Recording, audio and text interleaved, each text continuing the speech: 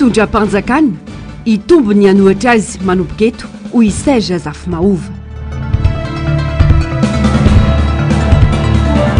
Emonat tafahoatra loatra ny fanekena baiko.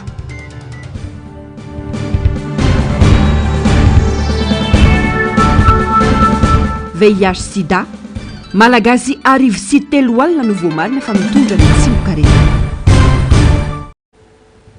Manatitra ny araba tonga kilasy tonga vavy tonga soa indray anao tanatin'izao fotoana ny fampalalam-baovao izao ampanajana sy ampitiavana no anasako anao naraka ny antsipirim-baovao hatramin'ny farany. Pejin'ny finoana avy atrandry dingana lehibe no vitan'ireo kristianina sy ny komity mpanomana ny fahavitan'ny trano fiangonana FJKM Betel Sud Ambohipo izay notokanana androany. Nankalazaina androany ihany koa ny faharoapolo taona nampitandrina Andriamatoa Rasofoasina Voanginirina izay mitantana ity fiangonana ity. Nanatrika izy nany fanompoam-pivavahana teny antoerana izany ny Flo Marika Ravalomanana. Monjala Nevomanana Mathieu Prasi. Kisika fampidinika ampandrosi ny fitiavana sy ny asa tsara. Hebreu 10:4. Io ny andalatsoratra masina nentana nankalaza sy ny saotran'Andriamanitra no ny fitokanana ny trano fiangonana FJKM Betel Sud Ambohipo. Ary fankalazana faharoapolo taona nampitandrina Andriamatoa sy Rasofoasina Voanginirina. Ny fankalazana faharoapolo taona nampitandrina ary lazaina malagasy hoe valobavaka ny anatsika mpitandrina ny asa eo anivony ny fiangonana FJKM. Raha fankalazana sy faharoapolo taona izany ary araka namarana ny FJKM rehefa nahazo dia ny faharoapolo kely indrindra dia ny misaotan'Andriamanitra ny amin'ny faharoapolo taona mampitandrina ireto portan'Andriamanitra ireto. Koa fifaliana ao anay ny miaramanareo nanjo ny fikoan'ny fiangonana noho n'izao faharoapolo taona mampitandrina izao ary indray koa manolotra nareo ny mampakasana. Ny filohan'ny FJKM Dr Irako Andriamasoa Ami no nitondra ny toroteny nandritra ity fankalazana androany ity. Niompana tamin'ny fiantsonan'ny kristiana ifankatia ny fampianarana nataony. Zavatra mitranga tamin'ny fiangonana zany mampiaotraotra. Ohatra ny adintsika tanteraka zany ao sy ny tenin'Andriamanitra ny fifankatiavana zany. Aiza ndraiky kristiana samy kristiana zao dia miampy. Mpifanila vodin'injilo dia samy kristiana. Raha fiangonana koa dia miampy. Ary ilay zavatra edina zavatra tsisy dikany koa andao rehefa hifankatia. Mba tsy ho zany ny zavatra iainana. Fa zany hoe tokony iainantsika. Oksika fampanika marosotsy kiasy. Mba tena hifanetana azy, hifankasiana mba andoro reto hifandefa, andoro reto hifamelagena. Andoro reto hiavana, andoro reto hifankatia. Raha olona tsy mahalala an' Jesosy ny miady, avelao izy hiady. Izy afa tsy mahalala an' Jesosy fiady. Fa ianao izay mahalala an' Jesosy. Ianao izay nomena ny fanahy masina ka nivokatra ny fanahy. Maninona ianao? Ny olona tia miady eo fianarana. Zavatra lehibe ny avana malala ny hifampitaizantsika an'izany izy hoe mba rehefa miasika dia miasa tsara mba fitaina tsara azy toy izy. Dia misaotan'Andriamanitra manana izao trano zavatra ilay zao. Ekaneo tahina Andriamanitra mbola manohy foana dia manatsara foana manatsara fa tsy Andriamanitra ke tsara sady manatsara mba hiezantsika hienja ny fahatsaran'izany ka eo anivony fiarahamonina izay manao asa ratsy dia isika mijoro no asa tsara. Eo amin'ny olona izay manao asa zara fa vita isika kosa dia hita fa manao asa matotra. Anisandreo olana nampibetsaka tamin'ny fanamboarana ity fiangonana ity ny Flo Marika Ravalomanana izay niarany ombombavaka tamin'ireo mpino androany. Na dia misaotan'Andriamanitra lehibe isika ahafahany miona toy izao manampoan'Andriamanitra anao ny asa tsara ifampandinika fa tena mijoro vavolombelona aminareo aho. Be inona zany nitaka teto tsy enda nandalo teo fa ao anatanana medicina dia mivily aho hitako ty président manahirana eto inona moa teo izy izy ay pero kanjo nisy vita dia zay mamaly ahy miaraka aminareo eto iny arao fa ataontsika io ty laza miraha hoe tanteraka somatsara mihitsy ary azo tanterahana lay teny fanevana ataon'ny pasteur ty ary aoka isika hifampandinika. Nafinaritra mihitsy ny arana tamin'ny teto tena nafinaritra. Ohatra zany ihany koa ny matiko mampitaina fotsiny hoe tena tanteraka izy ka dia natosatran'andriamanitra isika fitsasamantsara tongentonareo notokanana androandry voalohan'ny volana desambra ny FJKM Betela Sud Ambohipo nisy ihany koa fanolorana mari-pakasitrana ny mpitandrina Ramatoa Soloa Faroasina Vonginirina izay manamarika amin'ny 20 taona na mpitandrina azy.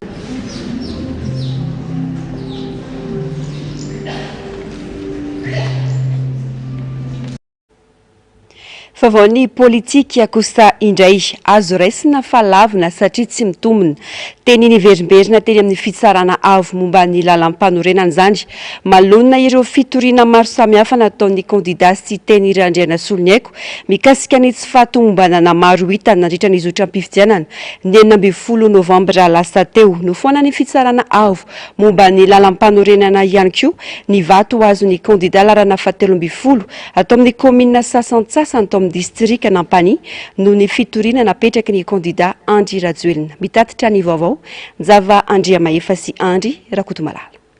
Nolavy ny fitsarana avy momba ny lalam-panorenana avokoa ny fitoriana sy ny fanamariana nentin'ny kandida sy teny Randriana Soloniaiko mikasika ireo tsy fahatomombanana maro samihafa nandritra ny fifidianana filoham-pirenena ny 12 ny volana novambra lasa teo. Ambara fa azo raisina ny fangatahana fampiatoana mikasika ny fanakianana ny fizakana zom-pirenena malagasy momba ny kandida Rajoelina Andry Nirina sy Radera Nirina Sendison Daniela Saingy Lavina. Lavina ny fangatahana ny fanatsoahana andaharana ny kandida Rajoelina Andry Nirina nataon'ny kandida Randriana Soloniaiko sy teny Thierry. Andininy fahadimy lavina ny fitoriana ho fanafoanana ny latsabato manontolo natao ny 19 ny volana novambra 2020 napetraka Andriamatoa Andriana Soloniaiko sy teny Thierry. Lavina ny fitoriana ho fanafoanana ny vato azo ny kandida Rajoelina Andry Nirina nataon'Andriamatoa Randriana Soloniaiko sy teny Thierry. Antonina andavana ireo fitoriana napetraka ny kandida sy teny Randriana Soloniaiko ireo ny ACC any tsy fampian'ny porofonentina nilaza izany tsy fahatomombanana izany. Tsy mitombona ny fangatana nataon'ny kandida larana 17 satria tsy nahitana olana tamin'ny tatitra nataon'ny CENI tamin'ireo biro-pifidianana rehetra teto Madagasikara ho ny ACC. Momba ny fanafoanana ny vaton'ny kandida Andry Rajoelina izay voalaza fa nampiasa fitaovam-panjakana kosa dia tsy azo ekena satria tsy ampy ny porofo ary tsy azo raisina ho porofo ny kapila mangilatra sy ny sary ho ihany ny ACC. Akoatra izay dia nambara ny ACC fa tsy nisy didim-panjakana nanambara ny fahaverezan'ny zom-pirenena malagasy ny Andry Rajoelina ka tsy mitombona ny fitorian'ny kandida larana 17. Ankilany kosa nofoana ny ACC ny vato azo ny kandida sy teny Randriana Soloniaiko tao amin'ny distrika Nampany Andrefana atao amin'ny komina Ajeda sy Fotandrevo nohon'ny fitoriana nataon'ny kandida larana 7. Voalaza fa nisy fizarana vola ray tapitry ariary ho an'ireo olobe tany an-toerana ny alohan'ny androm-pifidianana. Mikasika ny voka-pifidianana tsy niova firy tamin'ny voka-pifidianana vonjimaika navoaka ny CENI farany teo ny voka-pifidianana ofisialy navoaka ny ACC. Lany tamin'ny isam-bato fa 7 faingo 490 isan-jato i Andry Rajoelina. Voka-pifidianana izay efa tsy nahataitra ny maro intsony satria fantatra trany ampiandohana fa kisarisary-pifidianana sy sanoana tao teto fa efa vita avokoa ny kaja rehetra nentina nampandanina io kandida-mpanjakana io. Nitsapa ihany koa dia ninikipina nolona ireo fitoriana napetraka ny kandida sy teny Randriana Soloniaiko ny ACC saingy nampiatra ny lalàna kosa tamin'ny fitoriana napetraka ny kandida Andry Rajoelina. Tsy tazana tety amin'ny ACC moa androany ireo vondrony kandida izay efa nilaza fa tony tsy misy ny fifidianana ny 12 ny volana novambra lasa teo iny. Tsy tazana tety an-toerana ihany koa ny filohan'ny antony miram-pirenena. Makasika izay vaovao izay dia namoaka fanambarana ny ariva teo ny kandida filoham-pirenena Sendrison Radera Nirina niaiky ny tena ny fambany tapahavitria ny mpifidy ary izara raha ny ray ampahefatry ny mpifidy voasoratra anarana no nandany ny kandida mpanjakana amin'ny tapandraisana anjara 7 isan-jato. Ny vokatry ny fifidianana solombavam-bahoaka ho iatrana izy no amaritra ny politika araina ho an'ny 5 taona manaraka. Miantso ny vahoaka 9 tapitrisa izay tsy nifidy mba hanao izany amin'ny fifidianana manaraka moa ny filoha mpanorina ny Antoko FM. Falanao fanambarana ny raisan'ireo masoivovahiny sy mpiara-miombonantoka maromaro miisa 5 miasa eto Madagasikara taorian'ny voka-pifidianana filoham-pirenena navoaka ny fitsarana avo momba ny lalam-panorenana androany. Mitaky ny ametrahana amin'ny fandriam-pahalemana izy ireo manoloana ny savorovory misy ankehitriny mampirisika amin'ny fifampiresahana ihany koa. Mamidina izay Ravorazafimaina sy mbola havatsara.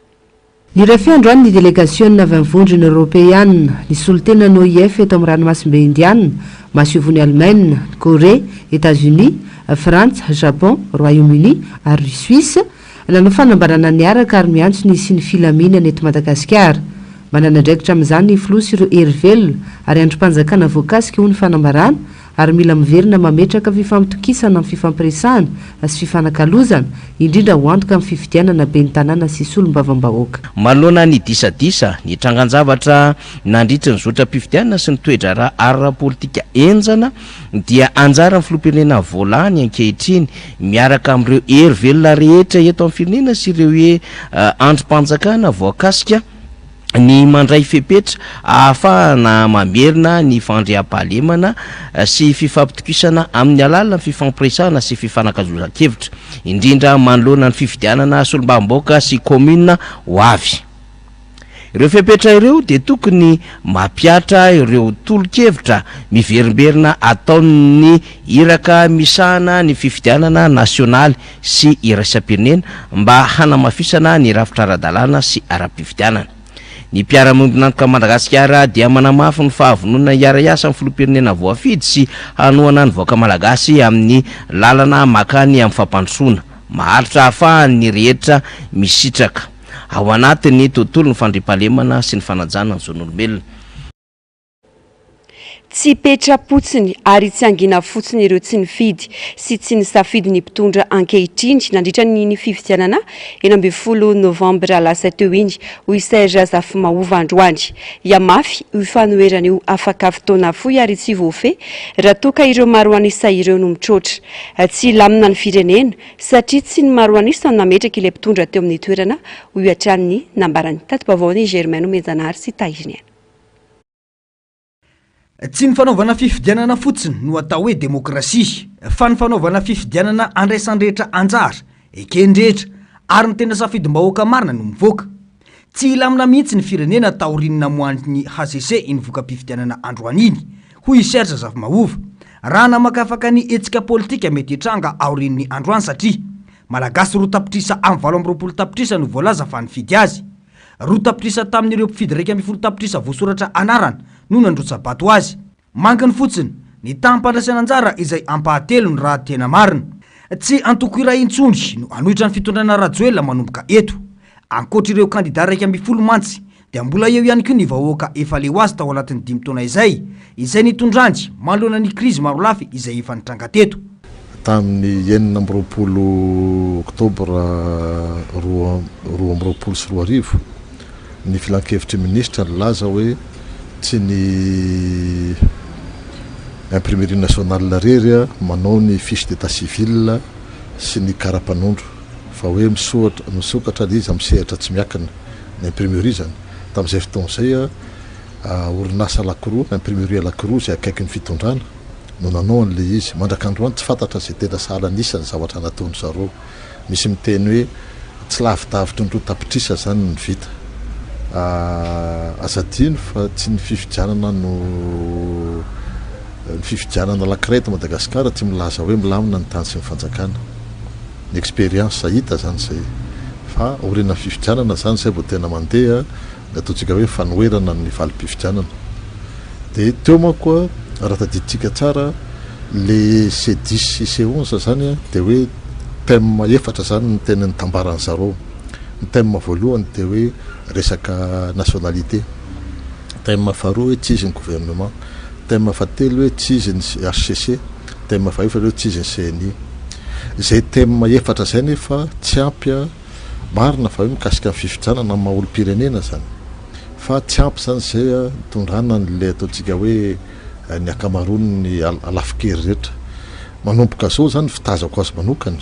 Raha eny tsara zany ny kabary maly tary amin'ny foibe toeran'ny prositeny zay nisy ny ataontsika hoe ny fanoerana rehetra amin'izao fotoana zany hoe ivadika amin'izay zany le izy a raha mifilazany zareo mazava tsara tao a hoe ivadika tolom-bahoaka de dikan'izay zany a isokatra amin'izay koa zany le thème ikasika zany fiainam-pirenena amin'ny akapobeany a mikasika ny resaka sosialy mikasika ny resaka économique de iova tanteraka amin'izay zany revendication satria ivadika zany le izy a revendication politique zay le hoe énergie sy tsy énergie miankina amin'le fahaizany zareo a hoe apitan'le fomba fijeriny aty amin'ny vahoaka sy hoe iza zany miincarné an'izay changement zay mazava ny an'ireo kandida raika ambifolo omaly fa etsy bahoaka no hitranga eto manomboka izao midika mazava izany fa hitatra manerana ny faritra ny fitakina izay tsy fitakina fifidianana intsonjy fa mety ho tonga hatrany amin'ny fanesorana ny filolazaina falan'ny bahoaka ho hatrany ny nambarany miankina amin'ny paikady sy ny fahaizana mampita ny antony etsika any amin'ny vahoaka iny fotony kosa nefa ny fahombiazan'ny tolona ho atao ho hatrany ny nambarany Serge Zafimahova. Stafidin'ireo kandidat tsiraray no mametra hoe atraizany manohizana ny tolona ka nekena ny valim-pifidianana fenosika mila manaitra ny raisam-pirenena isika ametrana itandalana sy anohizana ny ady efa nataon'ireo ray aman-dreny tany aloha ho ivaovao Benjamin solombavam-bahoaka sady olona teo aloha misy tsy mety eo mato mitsangana ny maro anisaka mila fifampitiniana raha ny faneokeviny afitra soldrabe mbola avatsara no mitatitra ny vaovao.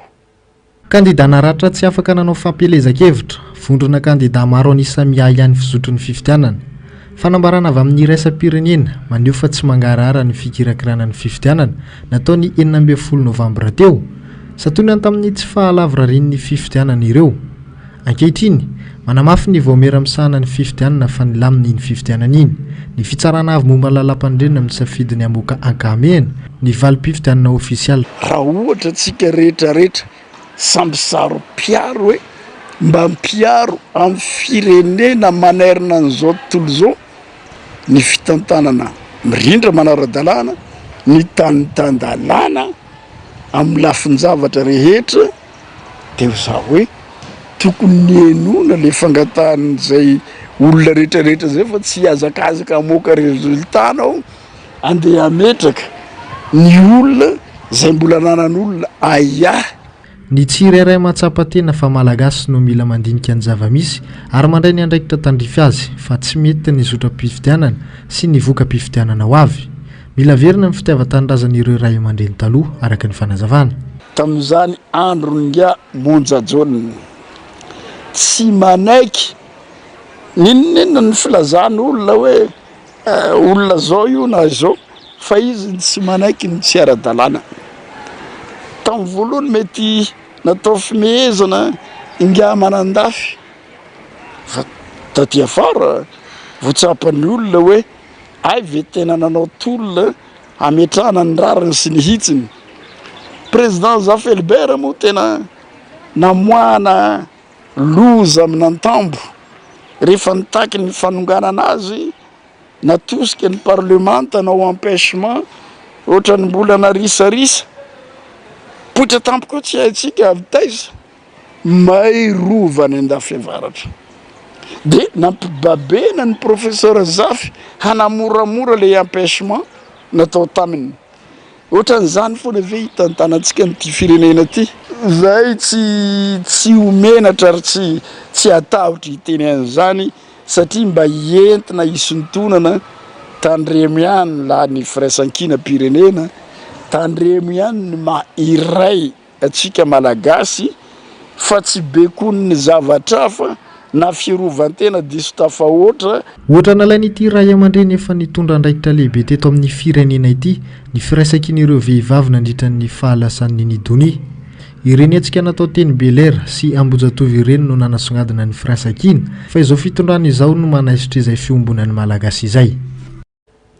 Mandidina izay vaovao ny fifidianana izay ihany tsy mendrika obiana ny fandresena azo tao anatiny tsy fanaran-dalàna ny kolikoly ary ny herisetra ho ny Transparency International Initiative Madagascar maneho tanteraka ny endriky ny demokrasia malagasy iny fifidianana 2024 iny mitohatra ny ady ho an'ny fahamarinana sy ny fahitsiana ny tamberina andraikitra ary ny mangarahara ho hiatran'ny Transparency International manoloana ny voka-pifidianana navoaka ny fitsarana avo momba ny lalam-panorenana androany.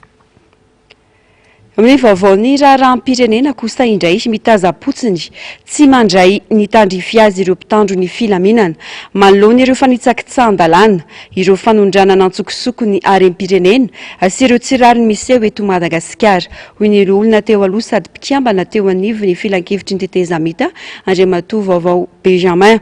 Ny olona mijoro sy ny mitady ny marina indray no voentsika sigadraina ankehitriny tsy izay anefa no tanjo ny fanonganam-panjakana tamin'ny taona 2024 araka ny fanazavana avitra Sondrabe mbola avatsara. Mitranga daholo ny fahalovana samihafa miamletika ny firenena no heverina asondratra tamin'ny fanonganam-panjakana 2024. Itsakitsahana ny lalàna manjaka ny fanaovana ampimamba ireo harem-pirenena sy ny tsy aradraro noho ny mpanao politika sady mpikambana teo anivon'ny filan-kevitry ny tetezamita tamin'ny 2024. Nanomboka nametrahana ny président Rajoelina ho ben'ny tanàna dia tonga tamin'ny 2008-2009 nanaovana ny tolona naniliana satria nomenatsiny le mpitondra teo aloha fa na i président Rajoelina zay niara-ny ombon-kevitra taminay nitsikerany tsinety teo aloha vao maika nanao ny tsinety taty aoriana raha lazaiko hoe folo avoeny angamba nitsikeranay ny ray aman-dreny Marc Ravalomanana tamin'izao fotoana izao efa niakatra 500 avoeny ninga Andry Rajoelina satria na lela lampanorenana tsy nisy ny tanterahany zay aremany tsikerany président Marc Ravalomanana fa tsy mbola nahita ary naheno za moa tena niaina efa 100 vidiananao ny kilony lavany manta zavatra efa nahatratra 1 million de francs tamin'ny fotoan'andro mitoyo amin'ny resaka tsy fanatanterahana le tondro zotra zay ny soniavinay processus de sortie de crise de 2002 jusqu'à ce jour ny soniavinay ny arinina zao ny Andry Rajoelina reconnaissance internationale le fanaovana signature le tondro zotra fa vo tonga teo amin'ny toerana izy tamin'ireny moa ataontsika hoe tetezamita amin'izao fifidiana natao mbahoaka tamin'ny 2018-2019 zay fa nampiayay ihany aloha ny voka-pifidianana zay seka amoahan'ny pomba ny président Ravalomanana porofo maro tary amin'ny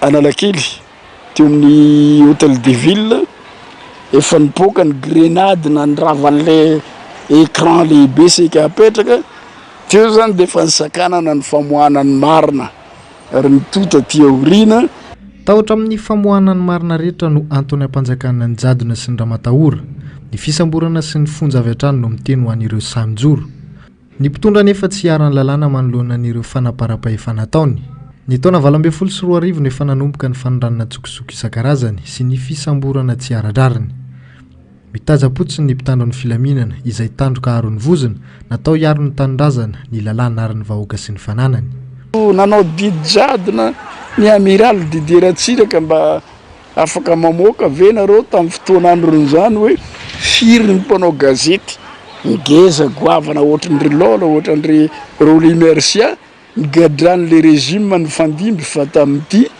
tena no apampana tatsika ny zay ny zava-misy eto amintsika ankoatrany ny fitantanana nanomboka 2019 tamin'ny décembre 2020 defa nipoitra reny trafikena 73 kilo tany Sudaf 2021 teo mois de septembre octobre novembre nivoaka gazety maro teto Madagasikara septembre octobre novembre décembre nandritra ny efa-bolana fotsiny indraiky ambin'ny folo ny volamenatsika nivoaka tany Comore taizanareo emonaty miaro ny vahoaka sy ny fananany ny gendarmerie tanindrazana sy lalàna marina fa chef suprême ny force armée ny filohan'ny république pernas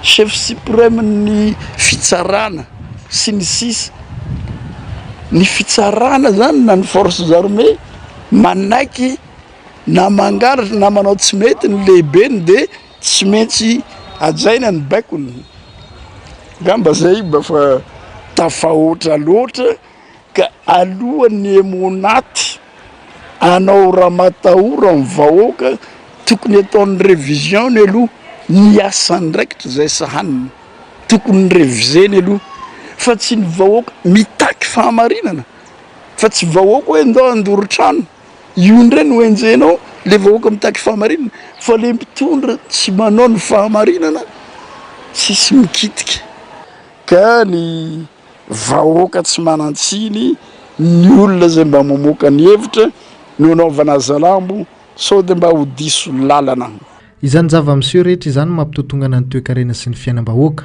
tsy ho drivitra mitongilana ho fiarovana tombontsoan'olobitsy no manjaka eto Madagasikara verevitra tanteraka ny malagasy kanefa te hijoro anohitra ny zava-misy tsy hijanona ny tolona ary amafy io ny teo anivon'ny hetsika fotsy androandry tsy hijanona mihitsy ny fitakiana raha tsy mipetraka ireo fototra hijoroana sy efa notakiana hatrany am-boalohany hoy nambaran'izy ireo ampilamenana sy ao anatin'ny fanajana hatrany anefa no anaovana izany rehetra izany hoy hatrany teo anivon'ny hetsika fotsy Germain Mejanary taiziny fahafahana maneho hevitra ankalalahana fa mirenana sy fanajana ny tantandalana ary ny fiandrianam-pirenena ireo no fototra telo hijoroany ny hetsika fotsy tsy angina ny hetsika fotsy raha tsy ireo no tafapetraka eto Madagasikara hoy ny fanazavana ny orona talohan'ireo vondrony kandidait fikambanana ity ary mbola mijoro hatramin'izao ary mitaky ny ametrahana ireo fototra telo ireo tsy isy fampandrosoana vanony izany eto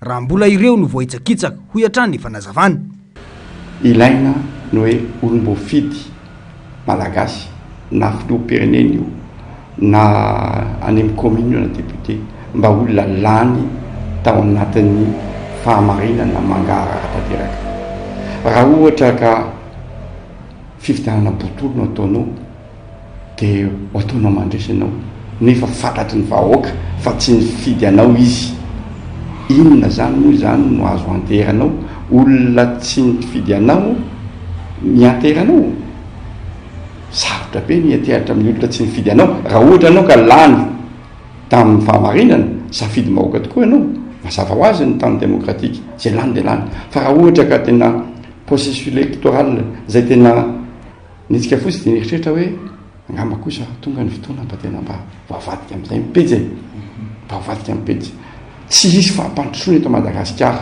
raha ohatra ka tsy manana ny légitimité ny olom-boafidy na iza izy olom-boafidy io inona ny fampandrosoana aiza nisy fampandrosoana tsy miaraka amin'ny vahoaka ka raha ohatra ny vahoaka tsy mifidy anao fantana anao fa tsy lany fa lany anao tamin'ny fangalarana ahoana moa no antenainao fa reo vahoaka reo de anaraka anao zavatra lojika zany kamba tsy ilaina manao tsy ilaina bac plus 24 zany na bac plus 25 de afaka malalana zany tsy ny maharajo elona azo ny olana fa eo ny tsy fanaran-dalàna sy ny fangatana ny inana tao izakany zao pirenena vahiny tsy azo eritreretiny izany ho hatrany ny hetsika fotsy za zao de tsoroko mihitsy tenako manokana amresaka tsy amin'ny anarany hetsika fotsy fa za de tsy manaiky an'io fifidanana taotao io tsy andray any mihitsy ny Andriamantoa Anjarajoelona tenako manokana ny filoham-pirenena satria filoham-pirenena izy voalohany indrindra lany tao anatin'ny mpanonga-panjakana ange no mametraka azy no mikarakara amin'ny fifidanana lana azy filoham-pirenena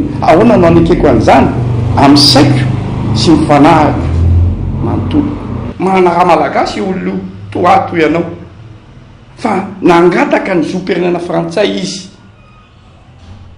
ka nataoko hoe misy ary ny double nationalité le izy nangataka ny zoom-pirenena tamin'ny frantsay fotsiny de amiko zany misy olana be zany ahoana no afahanao efapolo taona mangataka zoom-pirenena frantsay nefa ianao filoham-panjakana ary mbola nanan-kevitry no filoham-panjakana de avy eo anao isaky ny 29 mars anatitra voninkazo ho fahatserovana an'ireo malagasy maty satria ny vonoan'ny mpanjanatany frantsay tamin'izany fotoanandro zany fampieritraretany zany tsy maintsy lazainy zany tsy tokony atahotritsika iteny an'izany tsy tokony atahotritsika iteny an'izany ao anatin'ny fanomanana ny toy ny hetsika fotsy amin'izao fotoana izao tsy azo ekenaintsony ny zava-misy satria lasa firenena baranainy ka anjaka ny olombitsy Madagasikara ankehitriny, hoy ny fanazavana. Tsy mbola tokony asiana resaka ny momba ireo fifidianana ho avy toy ny fifidianana be ny tanàna sy ny solombavam-bahoaka, hoy ny mpanao politika Serge Zafimahova. Ilay fifidianana vao natao teo aza mbola baraingo ny famarina toerany, hoy ny nambarany, miankina amin'ny fitsarana avo momba ny lalam-panorenana ihany nefa ny manapaka izany rehetra izany ho hatrany fanamafisany. Fanampanazavana. Mandeha ny fefa mety aroso mialoha ny fifidianana solombavam-bahoaka fa tsy ny fifidianana be ny tanàna. Fandikana lalam-panorenana iray izany raha toka marina tokoa ny fisian'io vaovao io, hoy Serge Zafimahova. Ny fifidianana be ny tanàna no fantatra fa tokony ho miaraka tamin'ny fifidianana fiodinana faharoa ho an'ny fifidianana filohan'ny repoblika, izany hoe tokony ho tamin'ity volana Desambra ity. Saingy hatreto mbola tsy misy resaka ny momba izany. Mampametra-panontaniana ihany nefa raha toka tena isisika anao izany ny fanjakana satria ny fifidianana filoham-pirenena aza hatramin'izao mbola manahirana ny hoe aharitra atraiza ilay fanjakana. Mazava mantsy fa tsy safidim-bahoaka iny fifidianana iny ary tsy ny maro anisa no naneho ny safidiny hiaro ilay fanjakana. Raha hoe tsy mihetsika zany ny mpikambanao amin'ny HCC sy ny CNI ary ao amin'ny gouvernemanta zay mitatana amin'ny fifidianana, tsy hitako zany zay efa mivana wisy fa efa ataontsika hoe efa tery vai matandray zany nanovana le izy de tsy de efa fantatsika zany fa tsy tondra filaminana eto Madagasikara. Miankina amin'ny vahoaka malagasy ny hoavin'ny Madagasikara, angina tsy hiteny manoloana ireo tsy fanarandalana efa nisesy hatramin'izay ve ka ho firenena anjakany gaboraraka i Madagasikara ato anatin'ny 5 taona ho avy sa andray andraikitra olovan'ny taranaka. Tsy hisy firenena androso ao anatina tsy fanarandalana izany eto, hoy hatrany Serge Zafimahova.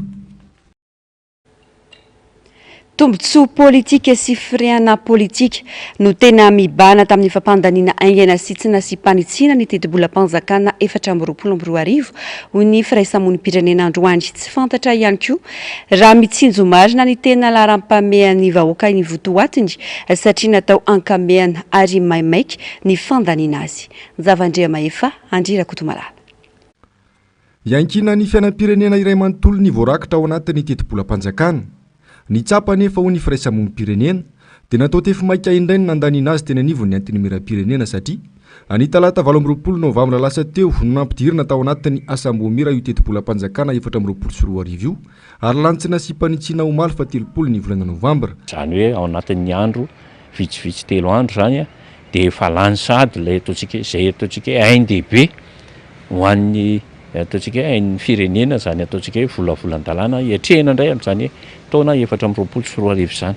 Dia izay natao hoe indraindray tena hita hoe tsy hita fa zay ataontsika hoe manome vahana indraindray hoe raha ny tsy fanarahana ny lalàna zany aloha raha voalohany indrindra. Ny faharoa manaraka izay dia hoe maivana ny fandraisan'ny zareo ataontsika hoe ny solombavam-bahoaka. Mametraka ny aiainy ihany koa ity mpikambana ao anatin'ny fiarahamonim-pirenena ity hoe tena mitsinjo ny laharam-pameny malagasy fe ireo andininy maro samihafa ao anatin'io teti-bolam-panjakana io sa tombontsoa politika ho an'ny olombitsy sasany indray no tena mibahana ao anatiny. Tontolo politika zany amin'izao fotoana izao, any zany mety mampahana anazy. Lasa ny politika loatra ny lasa mialoha fa tsy ilay priorité, zany hoe ilay laharam-pahamehana eo anivon'ny vahoaka.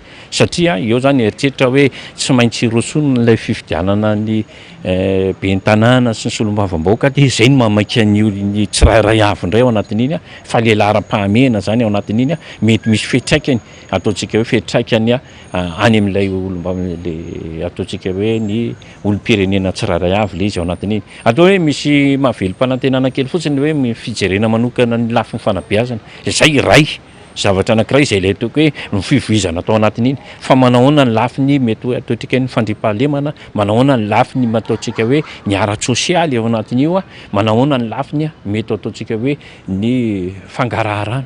Raha ny lalàna manana 30 andro ny solombavam-bahoaka andinihana ny teti-bolam-panjakana raha toka manana 12 andro kosa netsy amin'ny antenimiran-dolona. Andrasana indray araka izany izay ho afitsoko ireo olona etsy amin'ny lampana nosy kely ny amin'ny fandaniana ity teti-bolam-panjakana 2024 ity. Vaovao sosialy kosa indray sehatra iray anisany mampitaraina sy mampikaikaiky ny olom-pirenena ny sosialy. Tsy misy izay tsy mitaraina noho ny fidangany vidim-piainana ny ankamaroan'ny malagasy. Miteny avokoa ny antotanisa navoaka ny banky iray isam-pirenena mahakasika ny tany fantrana sy ny tondro famantarana ny anohanana eto Madagasikara. Mitazona ny lalana farany hatrany i Madagasikara. Mafy ny iainana atao anatin'ny 5 taona teo aloha ary ino mbola mafy noho izany ny iainana atao anatin'ny 5 taona manaraka hoy ny olom-pirenena sendra ny onja lalaina arany avomanana sy Mathieu Princy. Efa mananika 570 ariary ny kapoka ny vary eny an-tsena amin'izao fotoan'izao. Tokantrano maro no voatery mampiena ny vary arotsany noho izay fiakarany vidina vary izay. Ahina aza mbola iakarany vidim-bary eny an-tsena indrindra amin'izao fotoana efa manakaiky ny vanim-potoana andrividoza izao. Tsy ny vary ihany fa saika nahita ampiakarana avokoa ireo entana fampiasa amin'ny andavanandro toy ny menaka, siramamy, savony sy ny maro hafa. Tsy misy izay tsy mikaikaiky amin'izay fiakarana izay ny ankamaroan'ny olom-pirenena. Ireo izay ara-pahamehana tsy maintsy vidiana ihany no amoahana vola ao an-tokantrano amin'izao. Ny fividianana hena ho atao sakafo azy efa sokajian'ny olom-pirenena azo sasany ho ahitraitra sisa. Tena gravy, matohatra, nono, tsy misy azo iainana intsony. Ny vary tsy arakaraka zao androany zao efa ny arivo ny kapoka. Ny hena tsy mihinan-kena intsony izany ny vahoaka. Na atao raha hoe fefa kilao isan-kerinandro tsy mahita an'izany intsony. Ny jiro, zara fa misy jiro. Ny délestage zany ny fitenenina. Ny rano tsy mahita rano na dia hoe sotroina isasana ny olona tsisy rano. Dia zany hitako mihitsy za mahita zany sady miaina amin'izany fa mijaly. Tena mijaly ary tsy vao izao fa hatramin'ny 2009 nakatiny na potipotipotika amin'ny fiainana ohatr'izao. Raha antsika izany ireo tsy miraharaha vahoaka fa izay mahafinaritra azy amin'ny ataony fa ny vahoaka alvelany andady mandady ingatsika. Raha ho anahy manokana tena efa tsy takatsy ny vahoaka madinika intsony le sosialy satria efa mihoatra tsy rariny intsony le ataon'le fitondrana.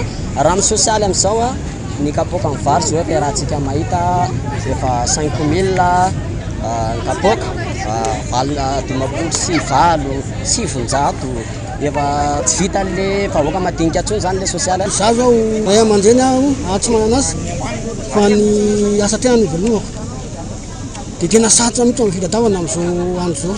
Tena misy ohatrany ilay zao dia tena mandefitra be mihitsy satria ao zao ny araba zao mividy vary ianao. Ny laoka moa dia tsy kotiana intsony fa izay ambo kely ambo ny vary no vidiana. Tsy nisy njeriny sosialy hoy ny olom-pirenena nandritra izay 5 taona izay.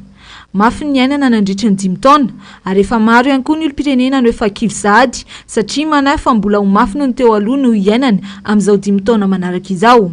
Ny vidim-piainana miakatra izay tsy izy, ny asa tsy misy, ny tsy fandriam-pahalemana manjaka, santionany amin'ny fijaliana iainan'ny malagasy amin'ny andavanandro ireo.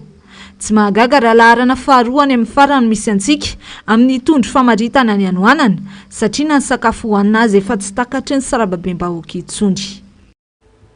Lafim-baovao fa tanteraka kosa indray ny 50 isanjato ny mpanao gazety malagasy no mitaraina sy miaina ny fahasarotany fahazoana vaovao eto Madagasikara.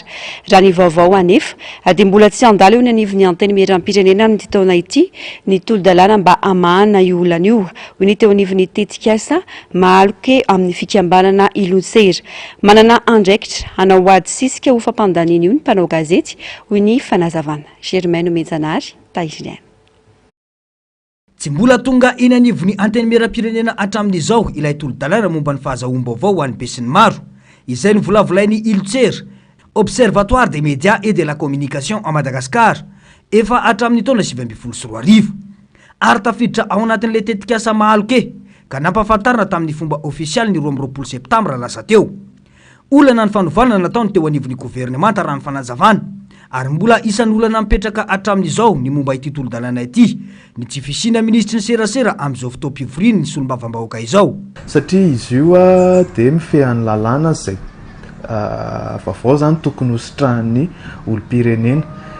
Rehefa mivoaka izay lalàna izay, rehefa adopté moa zany ny antsointsika anazy dia izy kokoa zany mangarahara ao anatin'ny resaka fitantanana ny asa-panjakana ohatra.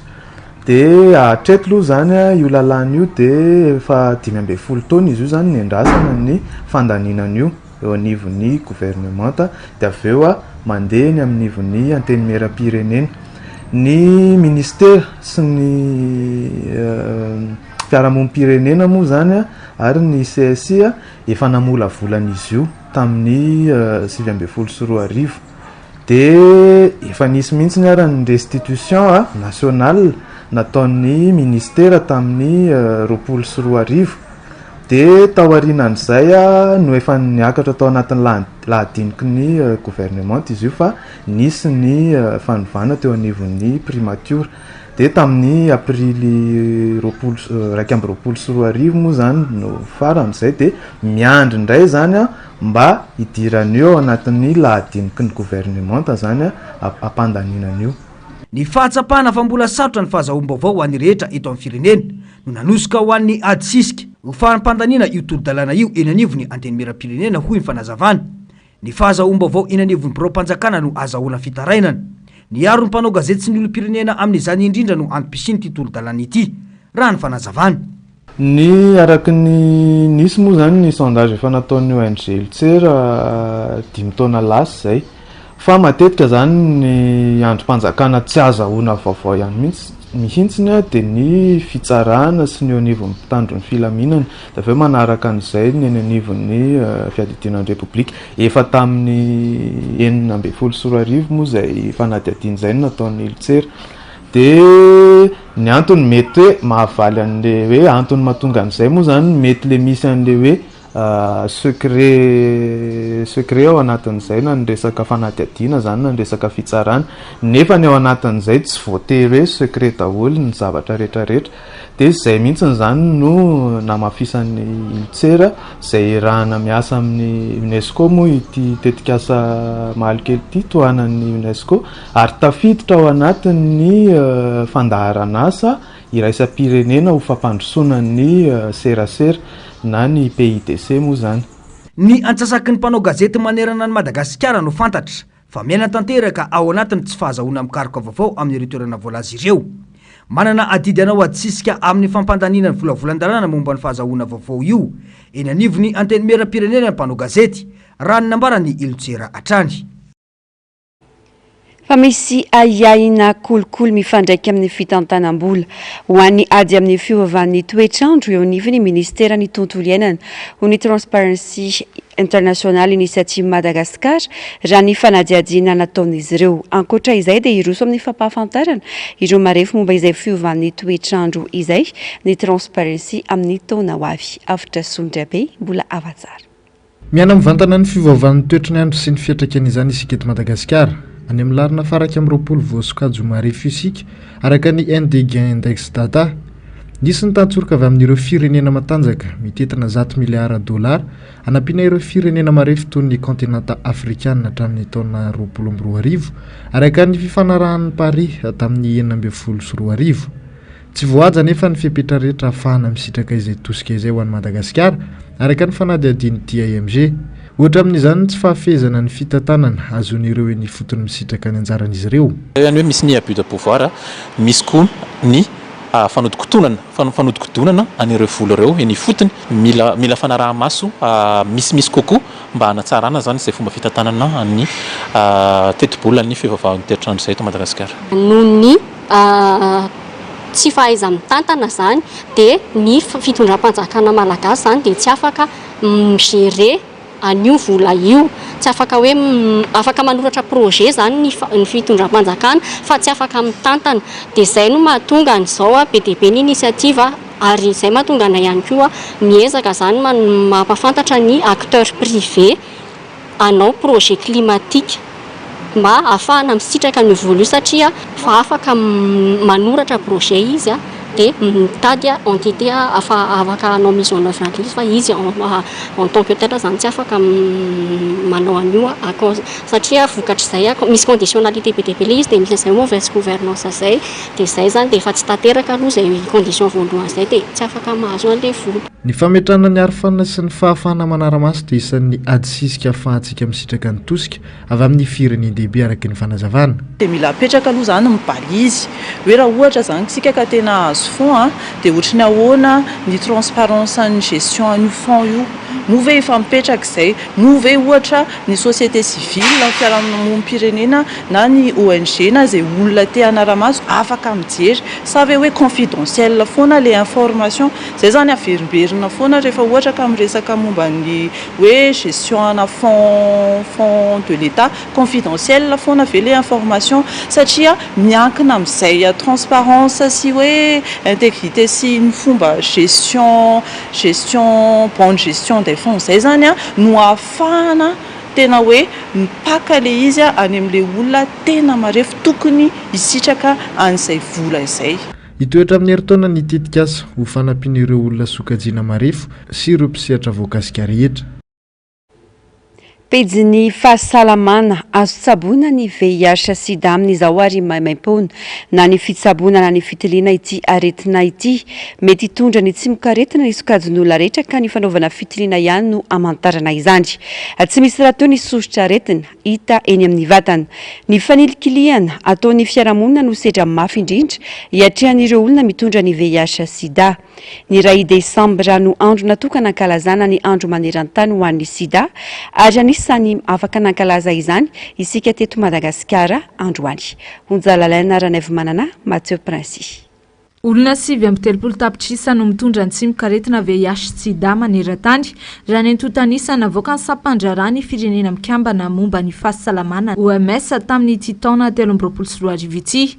Malagasy arivo sy 3 alina kosa no voamarina fa mitondra ity tsy mikaretina ity ony avy amin'ny SECNLS nanomboka tamin'ny taona 7 no nahitana trangana VIH sida voalohany teto Madagasikara araka ny tatitra nataon'ny sampandrarah misana ny fitsaboana ity aretina ity maimempona fandraisana tany ireo mitondra ny tsy mikaretina VIH sida sy ny fanaovana fitiliana eny anivon'ireo CSB sy ny hôpitalim-panjakana efa azo tsaboana ny sida amin'izao fotoana izao ka tsy tokony homenatra ny olona voany anatona tobim-pahasalamana mba hanamorana izay fitsaboana izay anisa mampanano sarotra ny fitsaboana ity aretina ity manko ny fahatarany fanaovana fitiliana ny olona rehetra dia mety ho voan'ny VIH sida ny fanaovana fitiliana ihany araka izany no ahafahana mamantatra ny toe-batany tsirairay araka ny teny hitantsika teo amin'ny hetsika teo misy nanao témoignage teo misy efa ela be izy voany nitondra n'izany tsy mikaretina zany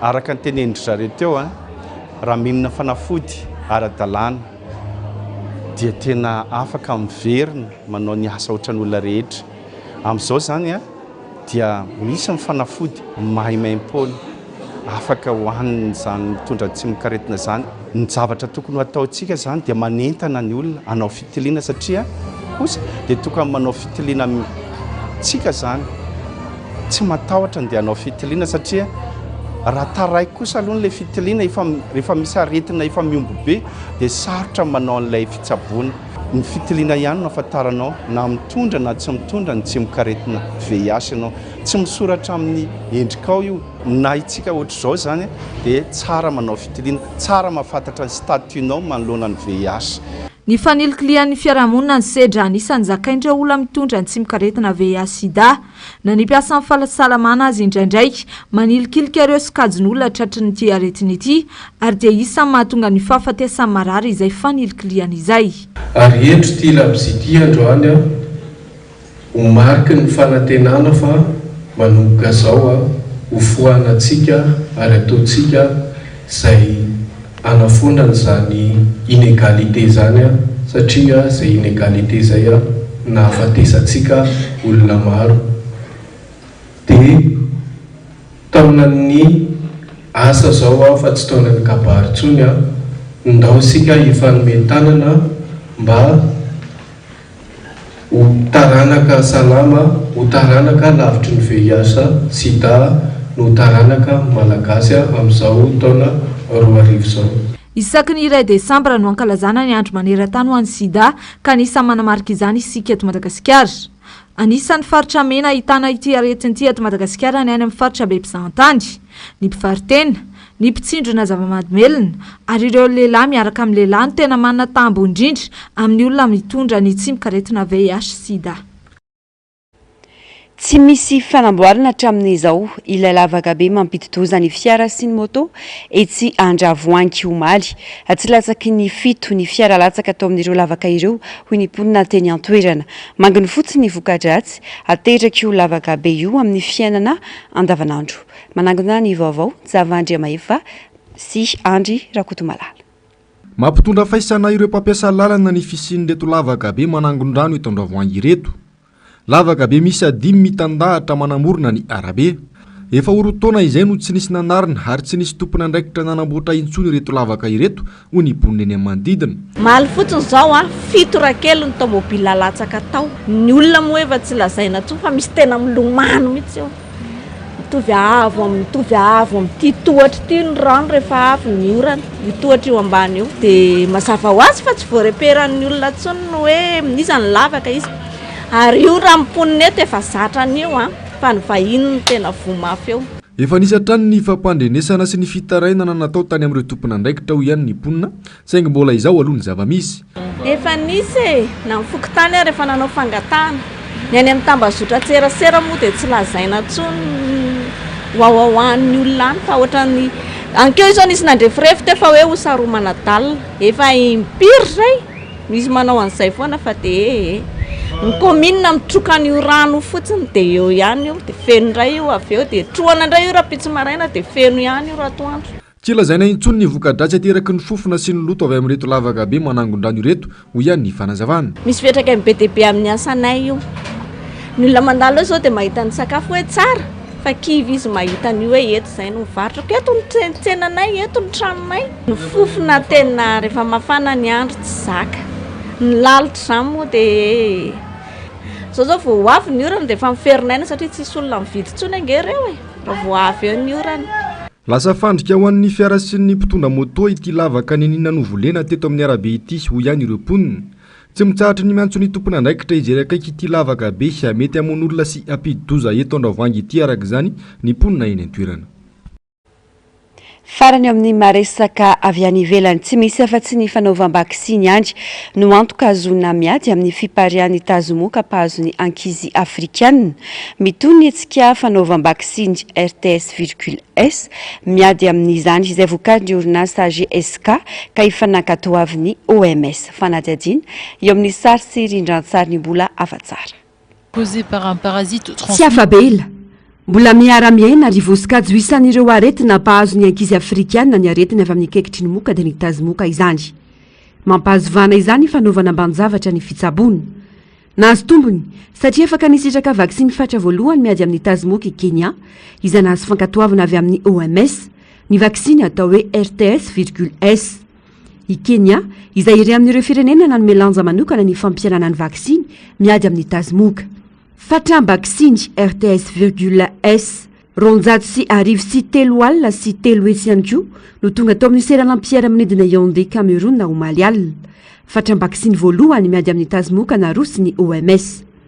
Kion-dalana lehibe amin'ny ady atao amin'ny tazomoka ny fanaovam-bakisiny ho ny fanazavany tale generalny UNICEF Catherine Russell ka tokony natao laram-pamehana. Ankoatra ireo firenena roa ireo, isitraka fatram-bakisiny 7 hetsy sy iray tapitrisa dozy Burkina Faso, Liberia ary Niger ny herinandro ho avy io. Firenena hafa-tsy Afrika ihany koa no isitraka izany anatin'ny volana ho avy raha ny fanazavana.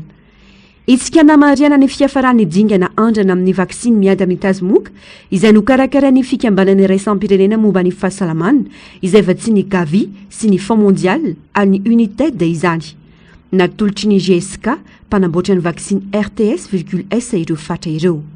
Ghana, Kenya ary Malawi nisitraka vaksiny nanomboka ny taona 2012 ka afaka nanaparitak izany tao amin'ny distrika ao aminy. Ankizy mahery ny ireo tapitrisa natao vaksiny tany amin'ireo firenena afrikanina telo ireo izay nampiaina ny taham-pahafatesana ny fiainan'ny tranga tazomoka mahery vaika sy ny fampidirana hopitaly mifandraika amin'izany. Tapitrany fampahalalam-baovao tomboky lasy tomboky vavy mankasitraka fenanao nanaraka izany hatramin'ny farany fandarana ahoana marina Global News ary ny horonan-tsary mitondra ny lohateny hoe de Onoli no arahinao rin'izao fampahalalam-baovao izao ny tena kosa tomboky lasy tomboky vavy mametraka ny veloma mandrapitafa ao manaraka indray.